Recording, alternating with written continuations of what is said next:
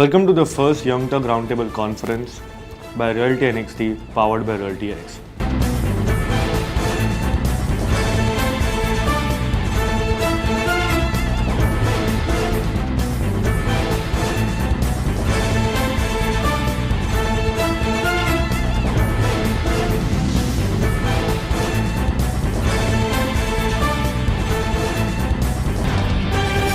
So, with regards to what I've recently heard is even the BMC and the municipal corporation are today adopting technology and how it is becoming easier to get approvals or get the right kind of advisories from them. Right now, if you were to change something or some kind of technology that you expect that government should adopt faster, that will help the real estate industry to move a lot more faster, what would that be? The BMC is using a lot of new technology, so auto DCR, and now they have like an online application. It has its own teething problems, every technology solution has, but if I wouldn't have to depend on my licensing team to tell me what's happening, if I can see it on a screen, great. I mean, that would be perfect. But I mean, that's still a long way to go. And that's expecting too much also. See, we have to realize that, BMC has its own issues. It's a huge organization. So it's probably has more employees than all real estate developers combined, So they have their issues. They're trying really hard. And we should, we should appreciate the fact that they're trying so hard. I also believe, I agree with him that the government is genuinely trying to rectify all the loopholes, that have been created over these years. And I think they're actually trying to address it. But the basic problem being that, typically today, from the time I acquire a property, new property, to the time I can actually start construction on that property is about 9-10 months. Right? Which then leads to a lot of cost burden, your interest burden, which then would increase your final pricing. So what happens is that, if they can think of reducing that timeline, if they can come out with a proper structure, they can streamline things, I think would be very, very helpful when it comes to permissions. And I think they have imposed RERA on us. I mean, I am of course with the government, but they've imposed RERA on us to keep a check on if we're doing any dirty practices in our business or anything of that sort.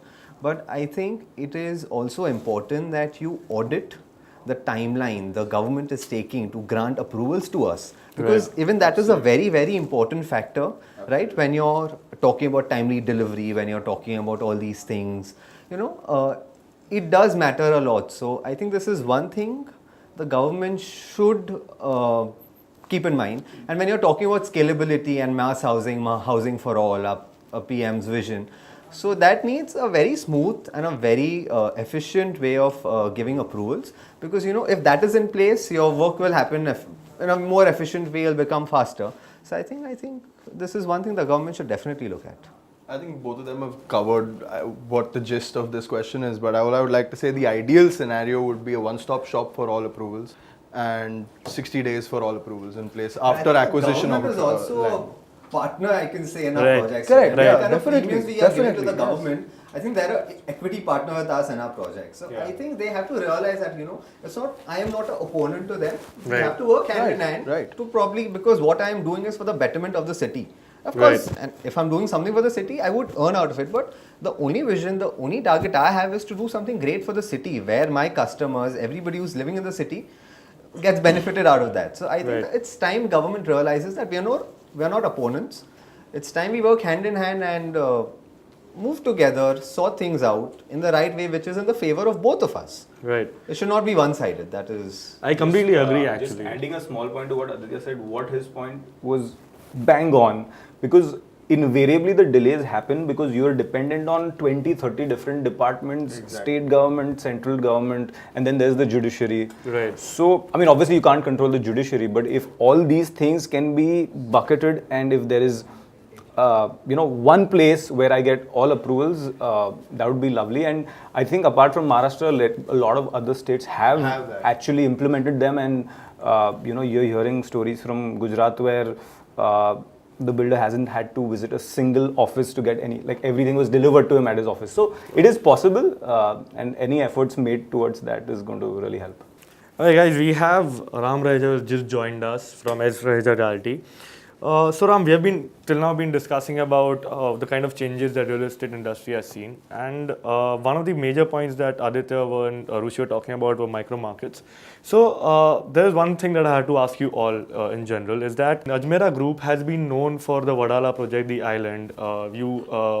Marathon Realty has been almost synonym to Mulund. Before it was Nirmal, now Marathon Realty is playing a pivotal role there. We have Asangao being developed by Mayfair Housing, and that is going to be a synonym probably for Mayfair Housing. What do you guys think about it? Is it a thing that a group or as a realtor one should aim for, or is it that that is not the aim in the end? We should keep growing into different regions. I think everyone would have a different strategy on that. So, for example, I wouldn't want to be for Marathon to be known only as Mulund. In fact, our biggest project is happening in Panvel in terms of volumes. So, I think invariably what also happens is if you do a good project, you get offered a project over there. And that's how you sort of build multiple projects in a location. But as a strategy, Marathon is, we haven't said we will only be in Mulund. In fact, in the last 15 years, we have expanded way out of Mulund, and Mulund is actually adding very negligible to our overall volumes right now. Right. We want to be a complete MMR. So MMR is our focus. We don't want to get out of MMR right now. And we want to do everything in MMR. And whatever suits within our sort of criteria, we would pursue that. So the way I think... to your question about how micro markets get created, exactly to what he said, is that when you do a good project in an area, automatically the neighborhood brand gets created within the neighborhood.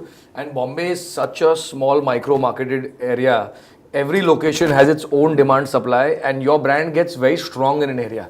But as we were discussing earlier, it's a flip side, right? You don't want to be known as a player of one area only. Right. You have a bandwidth which is major. Like I was saying, you guys that. I mean, in general, when you say S Raheja, everybody would say Kharwa, Santa Cruz. Right. But that is not our only market. We're actually developing across India. We're developing in second-tier cities, in affordable housing, in corporate development, across from North India to even smaller towns in Maharashtra like Palghar. Right. But you get labelized. But I mean, it's the plus and the minus. Both ways it works. Right. So I mean, I agree. Again, I agree with both of them because even when you say Mayfair, like for such a long time they're like, "Sirf Western Belt pe ye log develop karte." They only develop the Western Belt. Our biggest project is in fact in Virar, which right. So I mean, that's what even I wouldn't like to be known as just a micro market player, but I would rather do projects like Samyag said, that in areas that suit me, wherever I think the feasibility of a project is great, I'd love to pick it up. So that's. I mean, I think that's my very simple understanding of. Right. And again, a lot of people say that Mayfair, they only do redevelopment or society redevelopment. They are really good at society redevelopment. But in today's day and age, 95% of my projects are freehold land. Right. So that's why sometimes the perception happens, like Ram very rightly said, that when you do a great project somewhere, I suppose I develop a society and it comes out really well. Around the area, like, oh, Mayfair is really good at redevelopment, or S Raheja is really good in Kharwa, Santa Cruz, because they've done so much work, or Marathon is great in Mulund, or for same way, Bhakti Park is synonymous to Ajmera. But that's not true, because like all of us play in many different markets. Right. But just that we have a certain brand value in certain micro markets, that doesn't mean that we're not diversified into other markets as well. Right. And the key is diversification, I think, is the key to the future. So limiting yourself or probably just calling your brand in a particular location, I think is a downside, because we as Ajmera, we are a pan-India company, or probably I can say a global company, because we're doing construction in Mumbai, Pune, Bangalore, Ahmedabad, Surat, Rajkot. We are now doing projects in Bahrain and London. Right. So being a global company, doing projects across 3 countries and say 6 cities, and then knowing your brand name only on a particular project, I think is a downside, because even that area has its limitations in terms of supply and stuff. Right. So I think it is a downside when your brand name is only known for a particular project and not for what you're doing overall. Right. I think is what I But just to add one more point, I think obviously there are 2 players who've established themselves in different markets, but I personally think going forward it is going to get a little harder for developers who don't have the presence to create new presence, primarily due to 2 factors. One is the volumes have themselves increased. Right. So you don't need to venture to a new market to do as much, you could have done it here in Mumbai itself. I'm talking about Mumbai because Mumbai is definitely seeing a lot of FSI increasing. And secondly, the complexity is also increased. You've seen, these really big brands from north who've tried to go to, south and things like that. And it's not worked because each market has its own issues and it's not easy to deal with them. Right. So I think more and more you're going to see, obviously people will venture out, but they would try to create their base in the markets they have instead of just expanding to 15 locations or expanding to 25 locations. But again, I think two sides to this, because what generally happens is that, if I belong to Bombay, people are comfortable dealing with Ajmera because they know Ajmera. Yeah. So say, for example, a North brand then would come to Mumbai, they would not be that comfortable. Yes, they know the brand. It is probably a bigger brand than Ajmera, but they're not that comfortable dealing with that brand because my stronghold is my area, that's Mumbai, right? So Right. people would trust me more than they would trust some other builder from the north. But I also feel that not venturing out is a problem because every area, say for example, MMR also has limitations and smaller players would also then enter the market. So then the competition increases. Sure. So I think entering new areas is, I think, the key to the future. And So, since you're talking about new areas, I believe Mayfair Housing and Ajmera Group have joined hands to build something in Bahrain, and Ajmera Group is already building in other countries. What kind of a difference do you feel when it comes to constructing and marketing in different regions outside of India? What kind of a difference are you seeing? Maybe with the government regulations, maybe with the kind of consumer psyche is different, maybe the entire, here we're talking about affordable, but there it is probably a lot more about luxury and more bigger spaces. What kind of a changes are we seeing biggest globally? plus point, I think, when you're constructing abroad is that you have the entire world to play with. Right. In India, the only problem is that you don't have any foreign investments coming in. Okay, fine. Indians who are staying abroad, they would probably invest in the cities they come from. Right. But you don't have a lot of foreign investments coming in. So that is the biggest drawback when you're constructing India. Versus when you're doing projects in London and Bahrain, you have the entire world to play with. You can market your projects to the entire world. So that is the biggest plus point. And the second plus point, I think, is with permissions, as we have talked about. Right. That things are more streamlined, things are, the way things work, there's a proper timeline which is followed, you have your approvals in place at the right time. So I think there's a lot of difference when you're comparing working in India and working abroad. So DCR 34 doesn't take 2 years. DCR 34 doesn't take 2 years. So what I'd like to add, so I visit Bahrain pretty often for the project, and the best thing is that it's a kingdom. So the approvals come straight from the king, and once you have your approvals, nobody can do anything about it. And so when we wanted our building approvals, in a month's time we had them in hand, and now nothing can stop us. We can construct the whole building, both the buildings, and we can non-stop without having part CC, part Yeah, know right. what I'm talking about. So that's a very, very big plus point. And also what's very different from Mumbai is the construction cost is more than the land cost, which is not the case in It's the Mumbai flip side today. here. Yeah, It's the vice flip versa, side. yeah. So and the market over there is really, it's a young market. Right. It's evolving really well.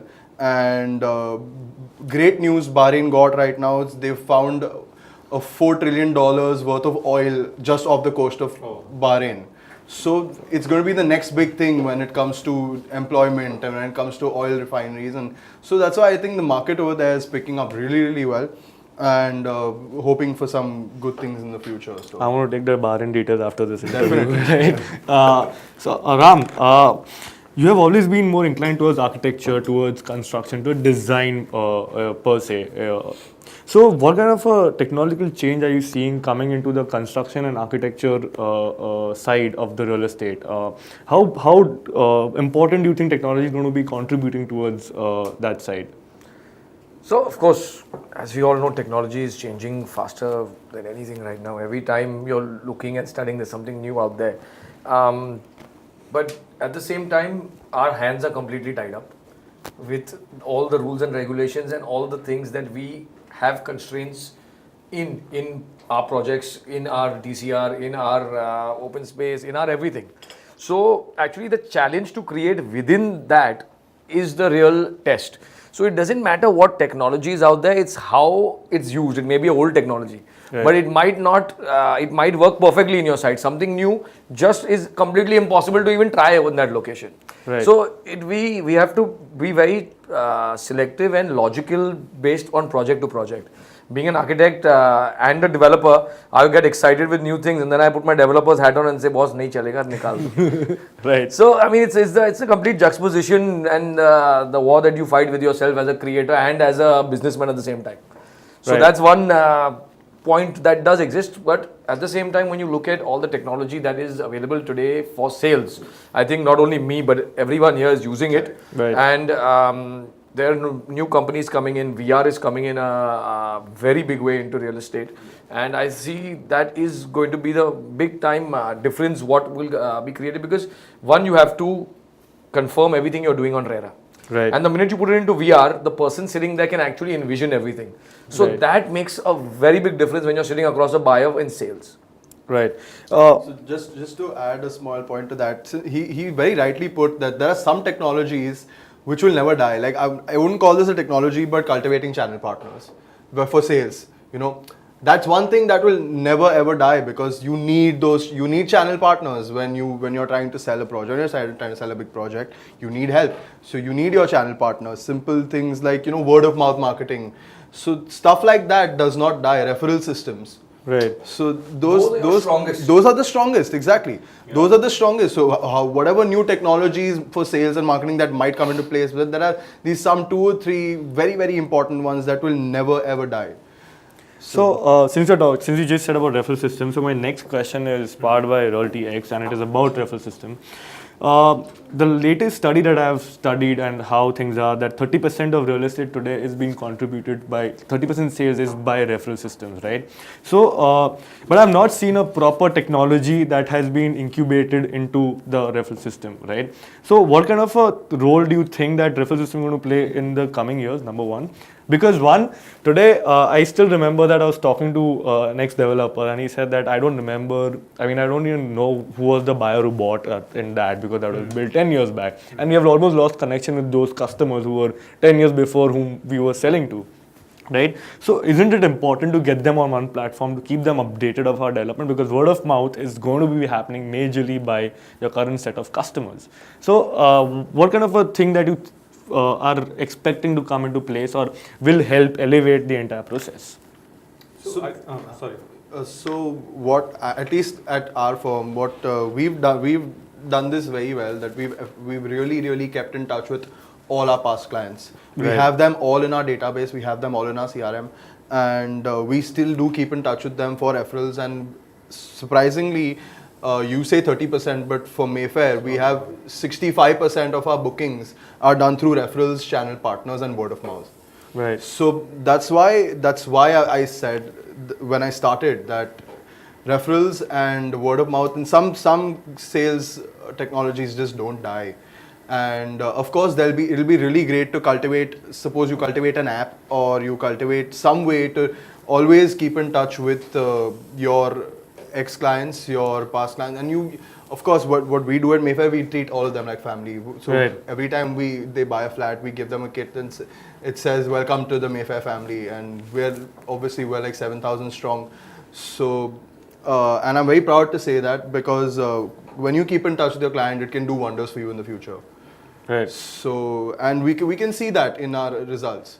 So I think that's really important. Referral systems and to really harness it in a very efficient way is what I think everyone should be looking to do.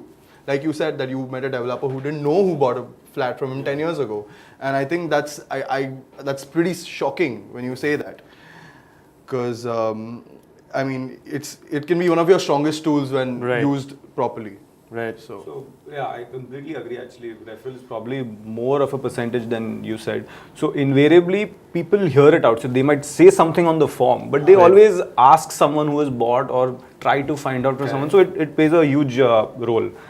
Primarily because this is the biggest check. Like it's not as like you're not buying a toothpaste. You're not buying a Coke. Right. You're writing your biggest check, and you want to be sure of who you're dealing with. When you're writing your biggest check. I just think that yes, like you said, how the referral system is going to work might change. There was a point when you would just give them a check back. Before that, it was probably something else. Now I would probably want to give them some Amazon points. Exactly. So I think the way the benefits of referral work could change with technology, and they should. And there should definitely be a way to connect, so not just for, events, for complaint management, to share genuine feedback. So there is a lot of technological play that could happen in sort of being engaged either for an issue or otherwise with clients.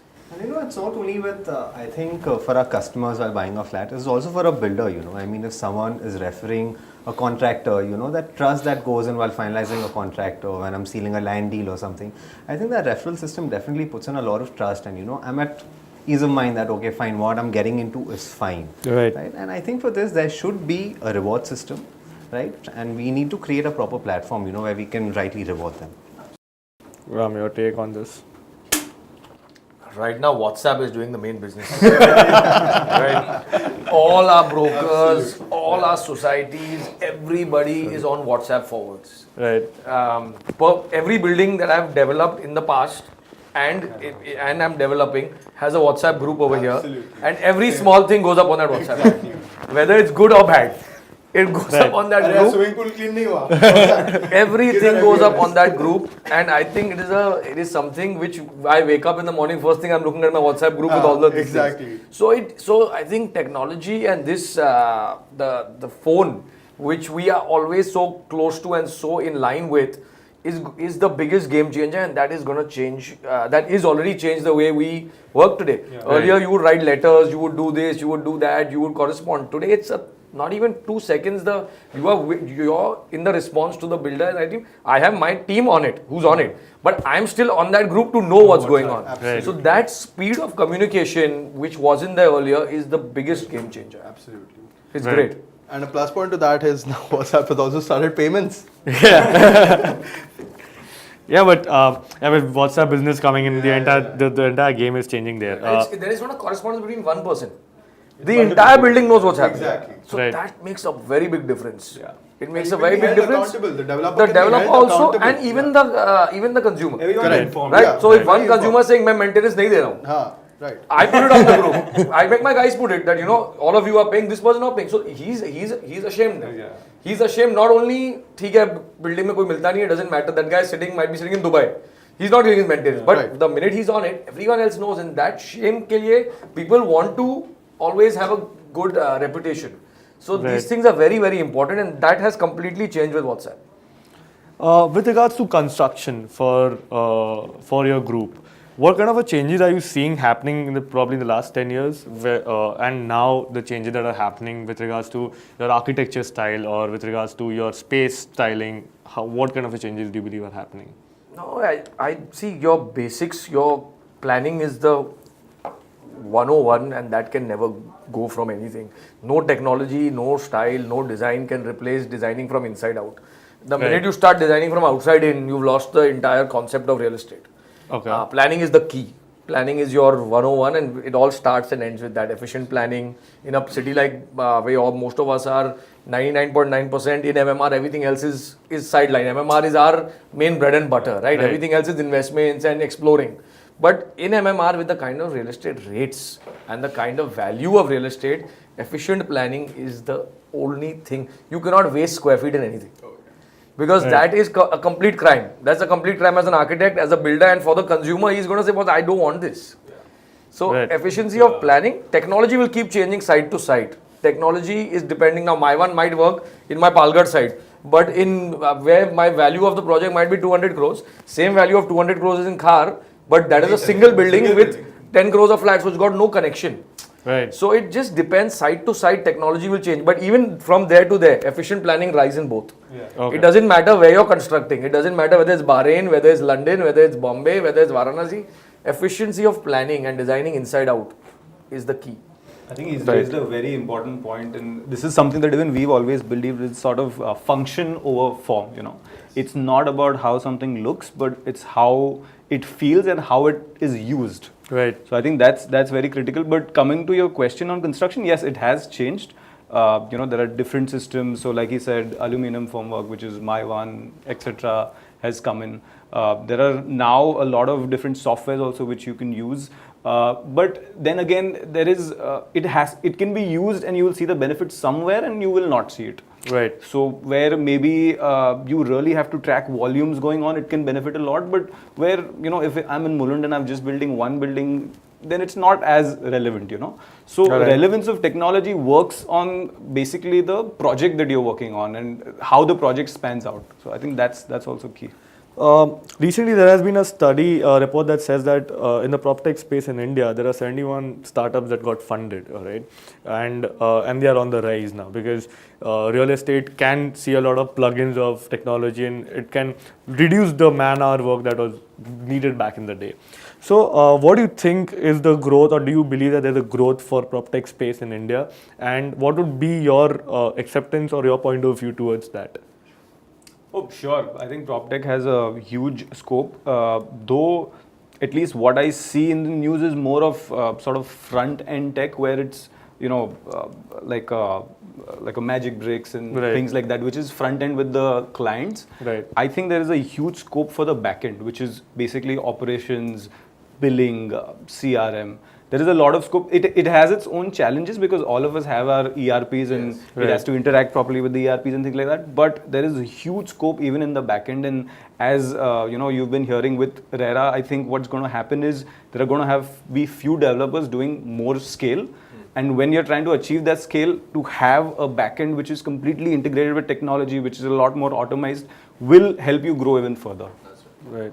So something even like procurement. Yeah. You had some great tech for procurement also. I think that would really, really change the game. So it would make it a lot more streamlined for all developers to be on that one portal and be able to procure material at a very, very affordable cost. Because if suppose I need 1,000 tons of steel between 3 developers and we're all together procuring it and driving down the cost, so that would be really. You can negotiate better. Yes, Right. exactly. You can negotiate better. I think MCHI is working on Yes, that kind of a MCHI currently is working on a procurement and property portal for that matter actually. So that I guess we can all look forward to that when we have an MCHI certified property portal. That would or a procurement portal for that matter. That would really Billing change is the another game. aspect. I don't know how it works with others, but at least in my office, I see a lot of dependencies on pages, signing of 3-4 things, files moving from one place to the other. I think there is a huge scope there. Right. You can real-time monitor your progress of your projects, Yeah. which is very important, Today with RERA being in place, you want to... Timelines are essential. Timelines are very important. Timely delivery is very important. So real-time monitoring of your projects, quality management, I think all these things can be done through all these applications. But the biggest challenge I see here is the acceptance and the adaptability of these applications. Because what generally happens is that, okay, fine, we want to use it because we want Get better the quality, information, we want to give them timely delivery, but the contractors that we appoint today are not willing to accept it because if they do it, their loopholes will come out, right? So their loopholes are then plugged. So then what happens is that if they don't accept, nobody is working on labor today, everybody is outsourcing it. So that is, I think, one big challenge. Implementation is key, and it's very hard because you're dealing with stuff on the ground. Right. It's not as simple as just making all a of us code. sitting here, I think we all have tried using all these applications Yeah. somewhere or the other, Right. and whatever issues we have. But Yeah. we have failed somewhere, is what I believe, because adaptability, again, we have accepted it and we know that it's going to be beneficial for us, but down the line, probably for our own employees or contractors, it's not the best thing for them. Right. So another good thing that these prop tech startups have been doing is creating content. So Magic Bricks, 99acreshousing.com and Right. many others, Sulekha, India Property, all these people, they've started creating a lot of content for the consumer to be well informed. And I think that's also a very, very important thing because they're not just now a prop tech, but they're also a content-based brand. Right. So and along with searching for a property, when you have a tab on the same page saying that I have a blog over here and you can read about different developers or different areas or something like that. I think that too is evolving. Right. Prop tech is not just limited to prop tech now. It's also evolving into other things. I think that is more of data harvesting, which eventually then leads to concentrated marketing to that Right. particular segment that you're looking for. So I Right. think it gives you a lot of data with cookies. Any website that you log into today, Right. you have to accept the cookies, otherwise they won't let you in. Right. Yeah, so they can actually track your data as to which all sites are you visiting, what all are you looking for. So I think all those things are very important. It gives you a lot of data to play around with. Right. Ram, with regards to the legacy that your brand has played till now, and with you coming and taking the brand forward, what would be your vision towards the brand, and what kind of how the future going to be like for your brand? It's a very, very big question. Yeah. So I wouldn't put one finger on it and say, oh, this is where the brand should be. Because every day is an evolution. Right. Every day is an evolution. What I thought about 5 years back today, I don't think of the same thing. Right. Right. Every day is an evolution. The markets are changing. Economies are changing. Scale is changing. Everything is changing. So every day you have a different perspective. There's a new learning. I would hope to continue the legacy and from a 3-generation brand take it down to a 4 and a 5-generation brand. To protect the brand, it would be my first step and conscious effort for. And then of course taking it pan-India and then globally would be the eventual goal. All right. I believe that is the same question I would have for you, Rushi, because you just complete 50 years. Now, what does the next 20 years or 30 years look like for you, and what kind of things should a consumer be expecting, or the growth that for Ajmera Realty looks like? As far as consumers are concerned, Ajmera has always been a very consumer-centric organization, and I think is the reason we've pulled through this 50 years, because if the consumers did not have that belief in Ajmera, it wouldn't have been this journey. So I think we still promise all our customers about timely delivery, the quality that we offer, and I think the future is also going to be the same as far as timely delivery quality is concerned. And as far as the future of Ajmera is concerned, we want to make it a global brand as far as real estate is concerned, and we want to make it more diversified, because being a family-run business, we have so much of expertise and experience in the family itself. We have so many mentors in the family that anything we try, I think with the love and support that we have in the family today, I think it is very easy to crack anything. I mean, we've already ventured into solar power, we are doing warehousing, we're doing safety deposits, so we are doing backward integration now. So we are also understanding the kind of things a township would require. Right, so that is safety deposits, for example. Right, so we started with private safety deposits called Ajmera iSave. So we started with something of that sort. So backward integration is one thing that we're looking at. We're also looking at diversifying into infrastructure development. So the core being real estate, which is our expertise, but then playing around that is what we look at as our future. And we as a 3rd generation, I think the key thing that I would look at is diversification and all these things, and work with same zeal and take it to that same level where my real estate portfolio is today. With regards to, you were just talking about quality and timely delivery, right? I believe after RERA kicking in, that is going to be one of the prime things that every developer is going to be focusing on. So that is almost becoming a synonym to every developer. Like Aditya was saying before, all the black sheets will be out and the credible ones will be fighting along. Don't you think that the competition with RERA kicking in will be increasing in the space of as a brand, and it will be fierce? Not really. In fact, competition will reduce, and you don't mind that competition. That competition is healthy then.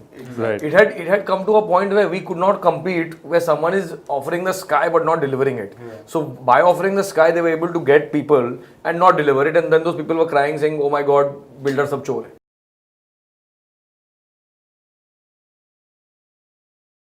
Sincere for everybody over here. Right, The point is that when we are competing with each other, we're absolutely happy doing that, because it's a healthy competition which you need to keep yourself ahead of your own game. Right. So yeah, even I don't think competition would increase per se. In fact, I think it would decrease, and you would be sort of competing with credible developers, which you are okay with. There was a time when someone would, like he said, just say something and just promise the moon, take not bookings, and then not deliver for ages.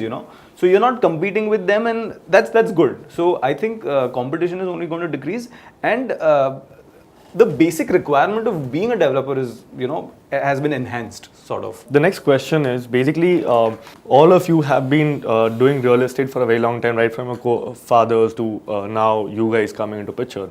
So with regards to giants like Tata, Reliance, you have L&T that is coming into play. They are right now maybe looking at partnering with and venturing as partners, but in the future they may be looking at land mining or land acquisitions too.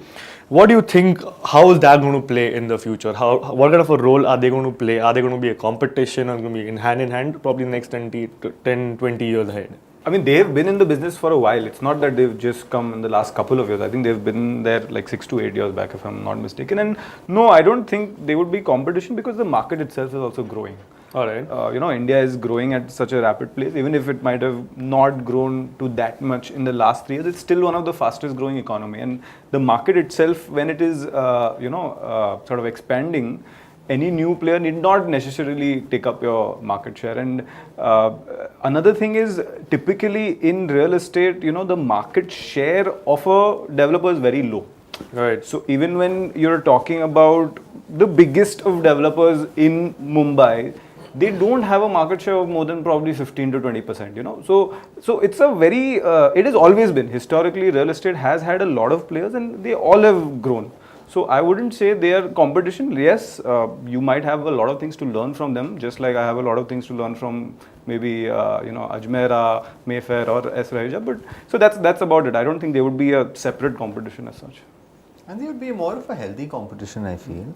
So, of course, I mean, when they come in the market, it's more about their brand, which is speaking. But I think as far as real estate is concerned, for over these 50 years, and we've created a brand for ourselves. And we've been fortunate, our forefathers have acquired properties, say, 40, 50 years back. So, the kind of land price we've got it at, right, that's historical. And to compete with those land prices, so I think partnering with them, something I think that is not going through, at least for builders like us who are sitting on rich land banks. Right. Because the money that we are earning out of all these land banks, we're going to buy more property. So I think it's going to be a healthy competition and more than welcome. I mean, it's going to be good.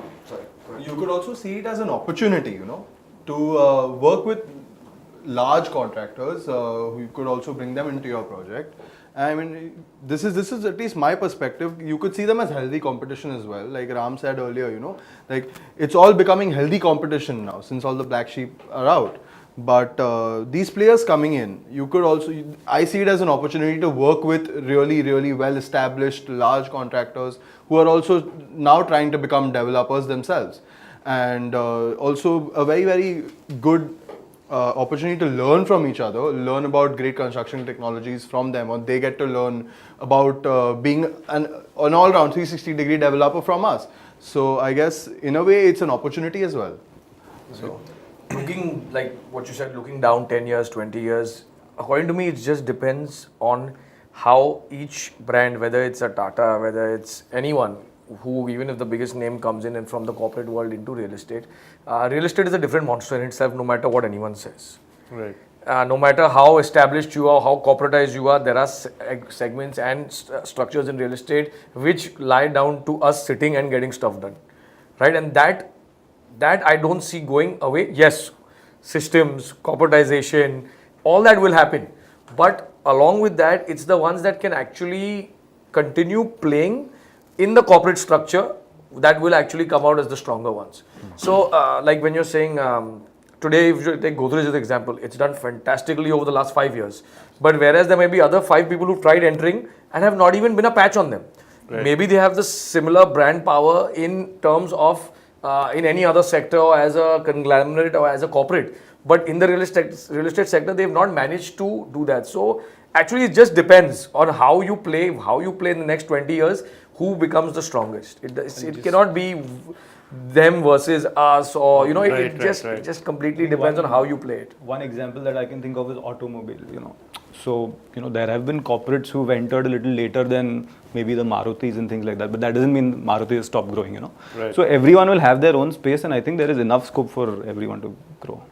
The next question is about the property portals that are coming up. What do you feel about it? What kind of a role do you think they'll play in the future of real estate, or what are the kind of changes that you believe they should be doing that will help the the Indian real estate fraternity to move forward? So what I think is it's a good platform for showcasing your projects. It's a good platform for showing the consumers what is available. Right. But I'm not too convinced on the conversion of the showcase to sales or even showcase to walk-ins. But because a lot of times what happens is when we work with a lot of property portals, none of the property portals can guarantee us sales. They'll say that we'll get you certain amount of leads, but we will not guarantee how many walk-ins the leads will turn up to or how many sales they will convert into, So that is something I think the property portals could really aggressively work on. If they give the developers some guarantees, like if I'm giving you 25 lakh rupees, I'll give you at least 3 sales or 4 sales in your premium project, or at least 10 sales in your affordable projects, or something like that. Then I think a lot more developers would be very, very willing and very, very enthusiastic to work with the property portals a lot more aggressively. I think just to add to him, I think ideally we would like a situation where the customer is sort of taken through several steps. It's not just about someone just coming and typing in their details. Right. If we can take it through and where they have taken it through, if it is closed, then why has it not? I mean, why is the reason? Like, can we go into that to understand? So if they sort of help us through several steps instead of just the first step, I think that would be helpful. As he rightly said, I mean, a lot of new technologies coming out in the market. So if they could use something like a blockchain technology probably to convert sales, NRI sales, to reach out to them and then to convert sitting here. I mean, it's something that we're looking at. So if they can work on that aspect, would be great. PropTech it's a very, very big term, so to say, right? You can look at the West, and they're using so many different types of portals, so many different types of things that are being used from your day-to-day basic sales to the entire integration of networks within your own company. So there's a lot of opportunity and scope. And we're at a very, very nascent stage with things like RERA registration for our channel partners and brokers just happening. Like in the US, every broker always had to be registered. Right. Always. This has just happened in India this year. So we're a very, very nascent market in terms of systems. Once those systems are all in place, PropTech will play a very, very big role. Right. So we just spoke about brokers and channel partners. I mean, the last question for this evening is, what do you guys feel about the role of channel partners? Of lately, we have seen a lot of channel partners coming out, and we see a lot of the channel partners becoming into gigantic role-playing model that it wasn't there back in the day. What do you think is going to be the role of a channel partner today or in the coming times? If I can start, channel partner has always been the most important and crucial sales media. It wasn't there back in the day, maybe because it wasn't that much advertising. They were not that much in your face. But if I go back in time and check with my grandfather and their brothers and the whole family, all sales from back in 1950s to now have always been through brokers. Right. That has always been your strength. The local guy in the neighborhood, from the guy at the corner, the shop corner knows what's happening in the lane. Your real ground network is that. Now they're just being channelized and going into a different kind of limelight and a different kind of systems. But still, those guys who are also there, they are still relying on that guy on the ground. It's the information from the guy on the ground that goes to them and then eventually comes to us, maybe. Right. So they're always going to be most important and will always remain. They might get more streamlined and corporatized, but channel partner is going to be it's always been. You can't take that away. So I started off earlier by saying, that there's some sales technologies that don't die, and channel partners are one of them. They might, like Ram said, they might get a little streamlined, but I think they are the most important aspect when it comes to selling real estate. Because when you create a network of channel partners around a project, and when you gain that trust and when they have a trust in you, they have such a strong network because they've been operating in that micro market for such a long time. And the amount of traction they can bring you, I don't think you can bring from any other medium, not even print, not even digital. Right. So I think that cultivating your channel partners, cultivating a good relationship with channel partners is very, very important.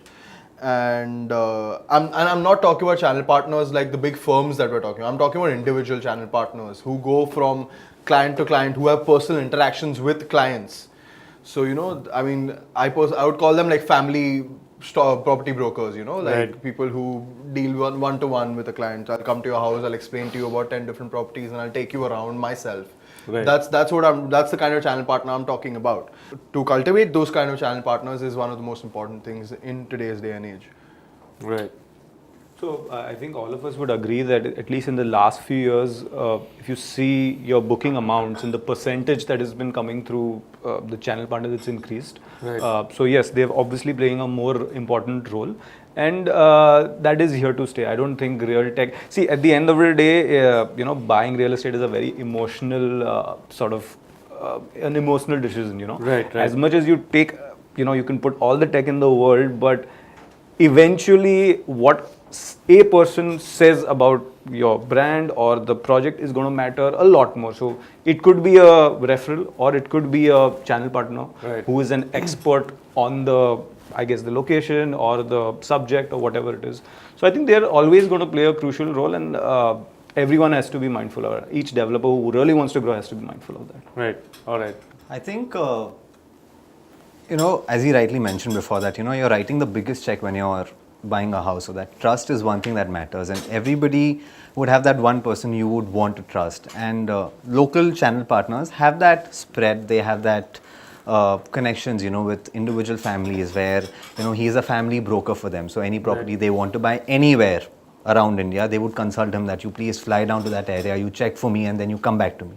So I think it is never going to die, as Samyag rightly said. And most of our sales today happen through our channel partners, and we always look forward to working with them. All right. So guys, this was the end of it. Thank you all for coming along, Thank you for and having us. Thank you for It's having been a us. great session. we will surely be having such sessions more in the future, and Looking forward to it. we'll surely take things forward like that.